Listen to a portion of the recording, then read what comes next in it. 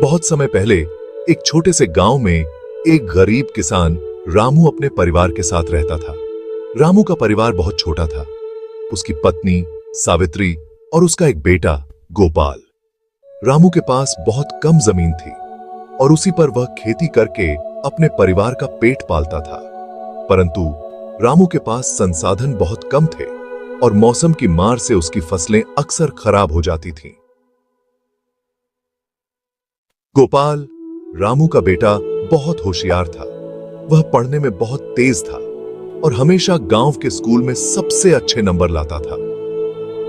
रामू को अपने बेटे पर बहुत गर्व था, लेकिन वह अपने बेटे के सपनों को पूरा करने के लिए ज्यादा कुछ नहीं कर सकता था। गोपाल का सपना था कि वह बड़ा होकर एक शिक्षक बने और गांव के बच्चों को मुफ्त में शिक्षा दे सके। परंतु रामू के पास इतना पैसा नहीं था कि वह गोपाल को शहर भेज सके और उसकी पढ़ाई का खर्च उठा सके।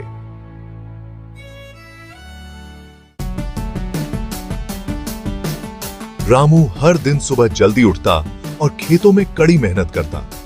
सावित्री घर का काम संभालती और जब भी समय मिलता रामू के साथ खेतों में हाथ बंटाती। उनका जीवन बहुत संघर्षपूर्ण था, लेकिन वे हमेशा एक दूसरे के साथ खड़े रहते थे।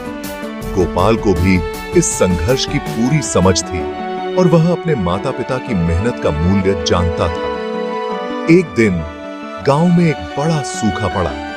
पानी की कमी के कारण रामू की फसलें सूख गईं और उसका पूरा परिवार चिंता में डूब गया। रामू को समझ नहीं आ रहा था कि वह अब क्या करेगा। खेत से कोई आमदनी नहीं हो रही थी और कर्ज का बोझ बढ़ता जा रहा था। गोपाल ने अपने पिता को हर दिन उदास और चिंतित देखा, लेकिन वह उसे हिम्मत बंधाता रहा। पिताजी, आप चिंता मत करो, हम मिलकर इस समस्या का समाधान ढूंढेंगे।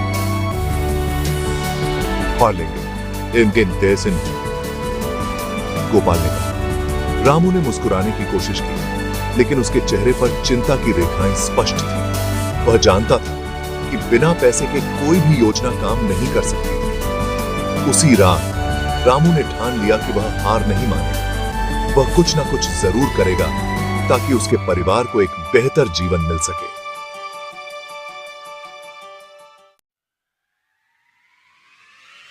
अगली सुबह रामू ने गांव के सरपंच से मिलने का फैसला किया। सरपंच मोहन सिंह गांव का सबसे अमीर आदमी था और अक्सर लोगों की मदद करता था। रामू ने उसे अपनी सारी समस्याएं बताईं और मदद की गुहार लगाई। मोहन सिंह ने उसकी बात सुनी और कहा, रामू, मैं तुम्हारी स्थिति समझता हूं, लेकिन मैं सीधे पैसे नहीं दे सकता। हां, मैं तुम्हें बीज और खाद उधार दे सकता हूं। तुम इसे फसल होने पर चुका देना। रामू को मोहन सिंह की यह मदद एक उम्मीद की किरण लगी। उसने तुरंत बीज और खाद ले लिए और खेत में फिर से मेहनत शुरू कर दी। गोपाल भी अपनी पढ़ाई के बाद खेत में अपने पिता की मदद करने लगा। सावित्री भी पानी की कमी को झेलते हुए खेतों में काम करती रही। कई महीनों की मेहनत और भगवान की कृपा से रामू की फसल इस बार बहुत अच्छी हुई। उसने अपना सारा कर्ज चुका दिया और थोड़ा पैसा भी बचाया। यह देखकर रामू की आंखों में खुशी के आंसू आ गए। गोपाल ने भी अपने पिता की मेहनत और दृढ़ता को देखकर अपने सपने को पूरा करने की ठान ली। गोपाल की शिक्षा। रामू ने अपनी बचत में से कुछ पैसे निकालकर गोपाल की पढ़ाई के लिए शहर भेजने का निर्णय लिया। गोपाल की पढ़ाई के लिए यह सबसे बड़ी खुशी की बात थी। उसने अपने पिता से वादा किया कि वह कड़ी मेहनत करेगा और एक दिन गांव लौटकर सभी बच्चों को पढ़ाएगा। शहर में गोपाल ने बहुत मेहनत की और पढ़ाई में उच्च अंक प्राप्त किए। वह हमेशा अपने पिता और मां के संघर्ष को याद करता था और उसी से प्रेरणा लेता था। उसके शिक्षक भी उसकी लगन और मेहनत से बहुत प्रभावित थे। गोपाल ने शिक्षक की परीक्षा पास कर ली और वह गांव लौट आया। गांव का नया अध्याय। गांव लौटने के बाद गोपाल ने अपने सपने को साकार किया। उसने गांव में एक छोटा सा स्कूल खोला और सभी बच्चों को मुफ्त में पढ़ाना शुरू किया। गांव के लोग गोपाल के इस कार्य से बहुत प्रभावित हुए और उसे बहुत सम्मान दिया। रामू और सावित्री को भी अपने बेटे पर गर्व था।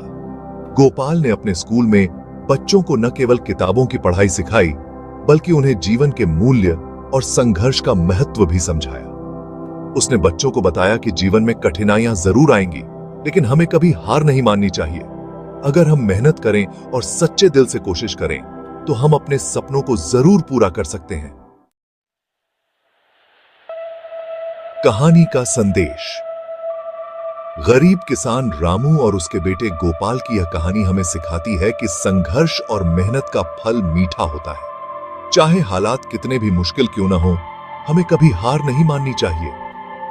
रामू ने अपने बेटे के सपनों को पूरा करने के लिए कड़ी मेहनत की और गोपाल ने अपने माता पिता के संघर्ष को समझकर उन्हें गर्व महसूस करवाया।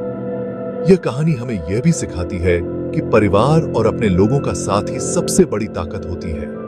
अंततः रामू और उसका परिवार गांव में खुशहाल जीवन जीने लगा। गोपाल के स्कूल ने गांव के बच्चों की जिंदगी बदल दी और वे भी अब अपने सपनों को पूरा करने के लिए मेहनत करने लगे। रामू का छोटा सा खेत अब उनकी मेहनत और उम्मीदों का प्रतीक बन चुका था। गरीबी और संघर्ष ने रामू और उसके परिवार को तोड़ने की बहुत कोशिश की,